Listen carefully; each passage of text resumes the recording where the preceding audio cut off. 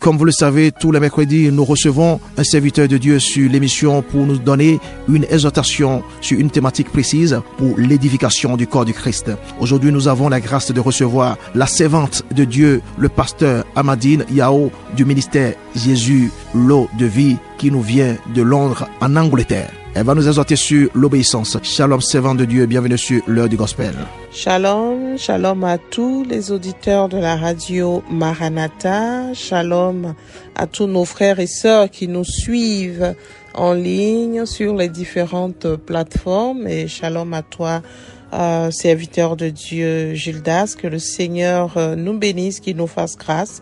Je suis le pasteur Amandine Ndapriao du ministère Jésus, l'eau de vie, et c'est avec un grand honneur, n'est-ce pas, que je suis avec vous en ce jour pour partager sur le thème l'obéissance.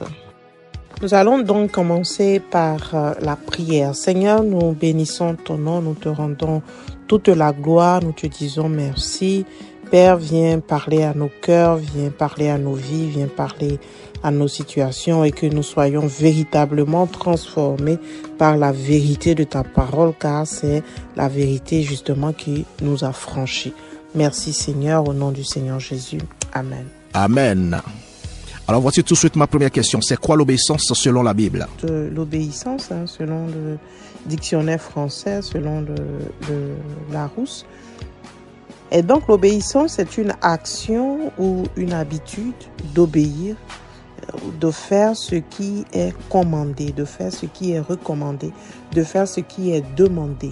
Donc on reçoit une instruction et on obéit à cette instruction. C'est ça donc l'obéissance. Donc, vu dans ce contexte, si nous l'appliquons donc à la parole de Dieu, l'obéissance pour nous en tant qu'enfants de Dieu, obéissance pour nous en tant que chrétiens, c'est de faire ce que Dieu demande. C'est de faire ce que la parole de Dieu nous dit. C'est de suivre les instructions donc du Seigneur. Nous avons cet exemple-là de Saül qui justement n'a pas suivi les instructions de Dieu. Et voici ce que Samuel 15, verset 22 nous dit. Samuel dit, l'Éternel trouve-t-il du plaisir dans les holocaustes et les sacrifices comme dans l'obéissance à la voix de l'Éternel? Donc, à quelle voix il faut obéir? C'est à la voix de l'Éternel, pas à notre propre voix, pas à la voix des gens autour de nous, sûrement pas à la voix de l'ennemi, à la voix du diable, mais à la voix de l'Éternel. Il dit, voici l'obéissance vaut mieux que les sacrifices et l'observation de sa parole, c'est-à-dire de la parole de Dieu, vaut mieux que la graisse donc des béliers. Car la désobéissance est aussi coupable que la divination et la résistance ne l'est pas moins que l'idolâtrie et les théraphines. Puisque tu as rejeté la parole de l'Éternel, il te rejette aussi comme roi. Donc nous voyons le niveau donc d'importance de l'obéissance donc dans la vie d'un chrétien. Dans la vie d'un chrétien, ce qui va déterminer même que nous sommes chrétiens, que nous appartenons donc à l'Éternel, c'est notre degré donc d'obéissance. Alors Jésus nous dit dans le livre de Jean chapitre 14, le verset 23, le Seigneur Jésus nous dit ceci: si quelqu'un m'aime, il gardera ma parole et mon Père l'aimera. Nous viendrons vers lui et nous établirons domicile chez lui. Et donc la parole de Dieu est claire. L'amour que nous prétendons avoir pour Dieu va se mesurer donc par notre degré d'obéissance à la parole de Dieu. Donc si nous obéissons à la parole de Dieu, alors nous aimons Dieu. Donc notre amour pour le Seigneur ne peut pas juste rester à la parole, ne peut pas juste rester sur le bout des lèvres, n'est-ce pas? C'est un amour qui va donc se traduire par notre obéissance à la parole de Dieu, notre obéissance aux instructions de Dieu. C'est pour cela que justement dans le livre de Genèse, le Seigneur avait demandé, l'Éternel avait dit à Abraham, Abraham, sacrifie ton fils, donne-moi ton fils Isaac que tu aimes, que tu aimes. Donc c'est l'amour d'Abraham que le Seigneur était en train de tester. Parce que Abraham, nous savons qu'il est le père de la foi. Sa foi avait déjà été testée par le fait que le Seigneur lui avait dit de sortir de la maison de son père. Donc, quand il sort de la maison de son père, en écoutant la voix d'un Dieu qu'il n'avait jamais écouté, parce que n'oublions pas, ils étaient des idolâtres.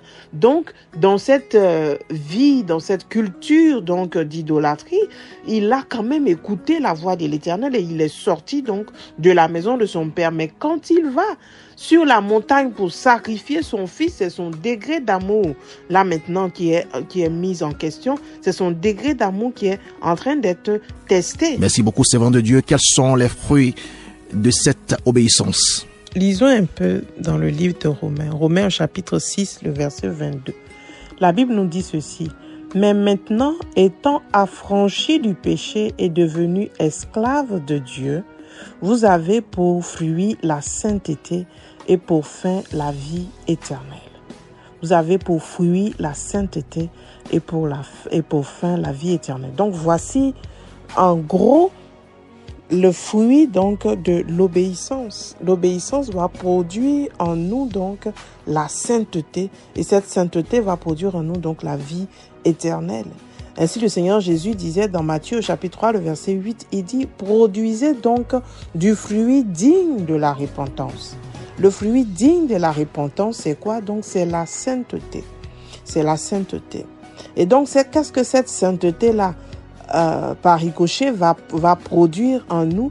Elle va produire une intimité avec le Seigneur. Donc nous commençons par l'obéissance, nous suivons les instructions que le Seigneur nous donne, nous faisons ce que Dieu nous demande et nous sommes transformés nous-mêmes et nous devenons de plus en plus saints, n'est-ce pas? On a vu dans la tente d'assignation, dans le temple, il y avait le parvis, le lieu saint, le lieu très saint. Donc nous comprenons qu'il y a une évolution dans cette sainteté. Et donc plus nous évoluons dans notre sainteté, plus nous évoluons vers le Seigneur. Et plus notre intimité avec le Seigneur devient de plus en plus intense. On avait l'exemple, j'avais parlé de l'exemple donc d'Abraham tout à l'heure, quand le Seigneur lui a demandé justement d'aller sacrifier son fils qu'il aimait tant. Et dans Genèse au chapitre 18, le verset 17, ça c'est donc par la suite, quand Abraham donc a obéi à ce que le Seigneur lui avait recommandé ou demandé, la suite c'est quoi? Le verset 17 de Genèse 18 dit « Alors l'Éternel dit, cacherai-je à Abraham ce que je vais faire ?» Donc le Seigneur était en route pour aller détruire Sodome et Gomorrhe et sur le chemin dans son cœur, il va se dire « Mais est-ce que je dois cacher cela à Abraham ?» Mais qu'est-ce qui a fait qu'Abraham a gagné cette place à la table donc du conseil de l'Éternel? C'est bien sûr son obéissance. Donc, qu'est-ce que l'obéissance va produire? L'obéissance va produire l'intimité avec le Seigneur et par la suite, l'obéissance va nous donner donc une place à la table du conseil du Seigneur. Il dit, cacherai-je à Abraham ce que je veux faire? Donc ainsi, nous serons donc dans l'intimité du Seigneur et nous serons donc dans les secrets du Seigneur, dans les secrets du trône. Pourquoi? Parce que nous vivons dans l'obéissance à la parole de Dieu. L'obéissance à la parole de Dieu va aussi produire une vie victorieuse. Je n'ai pas dit une vie sans combat, mais je dis une vie victorieuse. Sans les combats, on ne peut pas jauger, on ne peut pas juger, n'est-ce pas, de notre vie de notre vie victorieuse si on n'a pas les combats. Donc il y aura les combats, mais nous aurons la victoire. Ainsi, le Seigneur avait dit à Josué au chapitre 1, verset 8, il dit que ce livre de la loi ne s'éloigne pas de toi, médite-le jour et nuit pour agir avec fidélité, conformément à tout ce qui y est écrit, car c'est alors que tu auras du succès dans tes entreprises, alors que tu réussiras. Donc voici ce que l'obéissance va produire. L'obéissance va produire donc une intimité avec le Seigneur et l'obéissance va nous donner d'avoir une vie de victoire. L'obéissance aussi va produire une autorité spirituelle, va nous permettre d'avoir une autorité spirituelle et cela se voit dans Philippiens au chapitre 2 verset 5 quand il dit « Ayez en vous les sentiments qui étaient en Seigneur Jésus-Christ. Il dit lequel, existant en forme de Dieu, n'a point regardé comme une proie arrachée d'être égal avec Dieu. Mais il s'est dépouillé. Et nous voyons par la suite qu'est-ce qui s'est passé. Au verset 10, il dit, afin qu'au nom de Jésus, tout genou fléchisse dans les cieux, sur la terre et sous la terre. Donc, qu'est-ce que l'obéissance va produire? L'obéissance va nous donner une autorité spirituelle, ce que les 7 fils de Sévad, justement, n'avaient pas. Il dit, Paul, on connaît, le Seigneur Jésus, on connaît, mais vous, on ne vous connaît pas. Justement parce que vous n'avez pas d'intimité, vous n'avez pas une vie d'obéissance. Et la Bible nous dit qu'ils ont été battus donc par l'esprit malin. Alors, pourquoi avons-nous souvent des difficultés à obéir à Dieu et comment y arriver? L'une des choses pour lesquelles nous avons des difficultés à obéir à Dieu, c'est que nous ne connaissons pas nous-mêmes le bien fondé donc de cette obéissance. Nous ne savons pas que cette obéissance est pour nous, c'est pour notre bien. Le Seigneur Jésus, l'Éternel, a dit aux enfants d'Israël, il dit, je mets au devant de vous aujourd'hui la vie et la mort. Il dit, choisissez la vie. Je mets au devant de vous l'obéissance et la désobéissance. Il dit, choisissez d'obéir, parce que si vous choisissez d'obéir, qu'est-ce qui va arriver? Vous aurez la vie. Donc en fait, c'est parce que nous ne connaissons pas le bien fondé de l'obéissance, ne sachons pas qu'en obéissant à Dieu, nous sommes en train de choisir la vie. Alléluia. Et une autre raison, c'est que l'être humain, la nature humaine a des désirs qui sont complètement contraires à ceux de l'esprit. Et c'est pour cela que nous avons des difficultés donc à obéir à ce que Dieu nous demande, à faire ce que Dieu nous demande de faire. Parce que la nature humaine a des désirs qui sont contraires donc à ceux de l'esprit, et l'esprit a des désirs contraires à ceux de la nature humaine. La Bible nous dit qu'ils sont opposés entre eux, de sorte que vous ne pouvez pas faire ce que vous voudriez, n'est-ce pas? C'est dans Galates au chapitre 5, le verset 17. Donc, la nature humaine est opposée à ce que Dieu veut, et ce que Dieu veut est opposé à la nature humaine. Donc, ainsi, l'être humain lui-même, ce n'est pas naturel pour lui d'obéir à Dieu. Donc, c'est là les obstacles que nous avons. Parce que nous ne connaissons pas les biens fondés donc de cette obéissance. Nous ne savons pas que en obéissant à Dieu, nous sommes en train de choisir la vie, en train de nous faire nous-mêmes du bien, mais notre propre chair est contre cette parole de Dieu. Donc, ça qui signifie en clair qu'il y a un prix à payer pour l'obéissance, un prix à payer pour avoir une vie d'obéissance. La Bible nous dit dans Matthieu 16, à partir du verset 24, alors Jésus dit à ses disciples, si quelqu'un veut venir après moi, qu'il renonce à lui-même, qu'il se charge de sa croix et qu'il me suive. Car celui qui voudra sauver sa vie la perdra, mais celui qui la perdra à cause de moi, donc la gardera. Donc ainsi nous voyons immédiatement que marcher avec le Seigneur signifie que nous devons oublier notre propre vie, renoncer à nos propres désirs, aux désirs de la chair qui sont contraires aux désirs donc de l'esprit, et marcher donc selon Dieu. Et donc la question désormais, c'est comment donc arriver à marcher selon Dieu? Comment arriver à marcher selon Dieu? Notre exemple, justement, c'est celui que j'avais pris tout à l'heure de Philippiens au chapitre 2, le verset 5. La Bible dit, ayez en vous les pensées qui étaient dans le Seigneur Jésus. Les pensées qui étaient en Christ, lui qui a lutté contre le péché jusqu'au sang, jusqu'à la mort. Donc c'est ce genre de pensée que nous devons avoir en nous-mêmes. Matthieu 26, 40 dit ceci, il vint vers les disciples qu'il trouva endormis, parlant donc du Seigneur Jésus, et il dit à Pierre, vous n'avez donc pu veiller 1 heure avec moi, veillez et priez, afin que vous ne tombiez pas dans la tentation. L'esprit est bien disposé, mais la chair est faible. Donc le Seigneur Jésus lui-même, pour pouvoir surmonter la tentation, on se rappelle quand il était dans le jardin de Gethsémane, c'était difficile pour lui d'aller à la croix. Qu'est-ce qu'il a fait? Il a choisi le chemin de la prière. Donc, si le Seigneur Jésus lui-même a choisi le chemin de la prière pour pouvoir avoir une vie d'obéissance, parce qu'il savait que le plan de Dieu pour lui, c'était qu'il aille à la croix. Mais c'était difficile. Qu'est-ce qu'il a fait? Il a prié. Il a même demandé de l'aide à ses disciples pour pouvoir donc surmonter cette épreuve. De même, nous aussi, nous devons faire pareil et prier sans cesse, car la chair est faible. Il dit, l'esprit est bien disposé, mais la chair est faible. Donc, comment arriver à obéir à Dieu? Nous devons avoir une vie de prière. C'est dans cette vie de prière que nous pourrons donc continuer à marcher dans l'obéissance. Jean 15, verset 4 nous dit, « Demeurez en moi et je demeurerai en vous, comme le sarment ne peut de lui-même porter du fruit, s'il ne demeure attaché au cep. Ainsi, vous ne le pouvez non plus si vous ne demeurez en moi.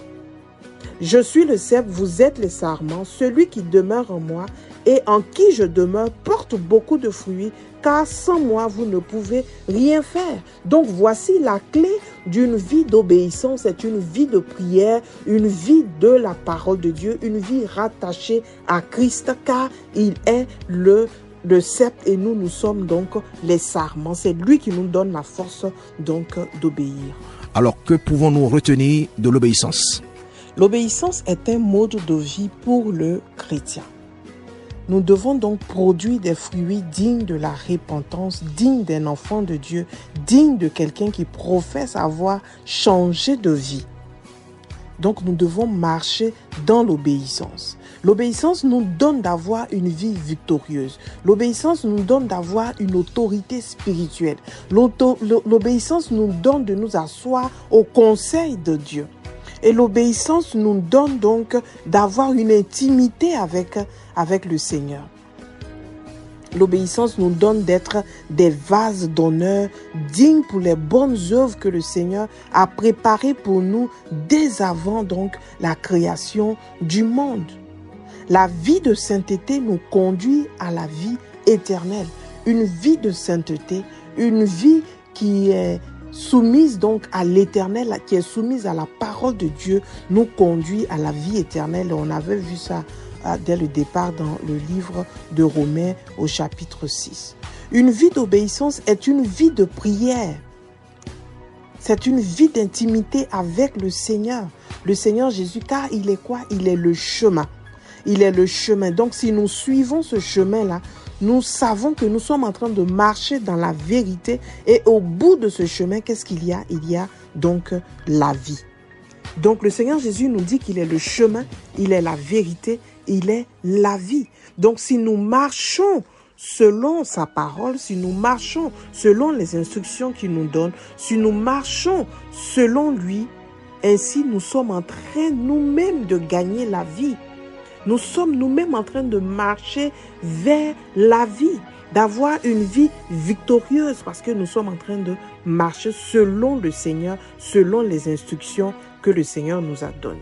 Ainsi, je vais terminer par Jean chapitre 13, le verset 17. La Bible nous dit, « Si vous savez ces choses, vous êtes heureux pourvu que vous les pratiquiez. » Pourvu que vous les pratiquiez. Donc, la Bible est parsemée donc de passages, de versets qui nous incitent donc à l'obéissance, sachant que c'est l'obéissance qui est notre grande preuve d'amour, qui montre que véritablement nous aimons le Seigneur. Véritablement nous appartenons au Seigneur. Éternel Dieu de gloire, Dieu de bonté, je te prie que tu nous donnes la force à chacun de nous, à tous ceux qui écoutent cet enseignement ce jour.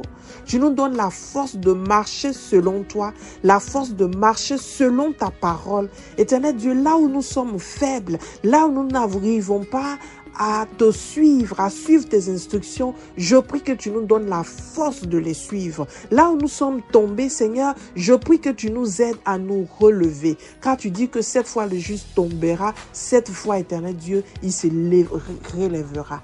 Aide-nous, Seigneur, à nous relever, à nous souvenir de là où nous sommes tombés, à nous repentir et de marcher en nouveauté de vie. Père, nous bénissons ton nom et que ton nom se soit élevé dans nos vies. Au nom du Seigneur Jésus, nous avons prié. Amen.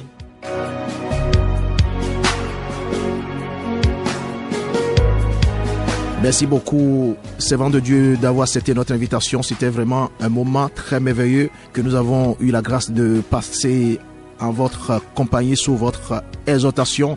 Et je sais que ça nous a franchement béni, ça a béni tous nos auditeurs. Ici, c'est votre maison. Vous pouvez y revenir à tout moment. À la prochaine.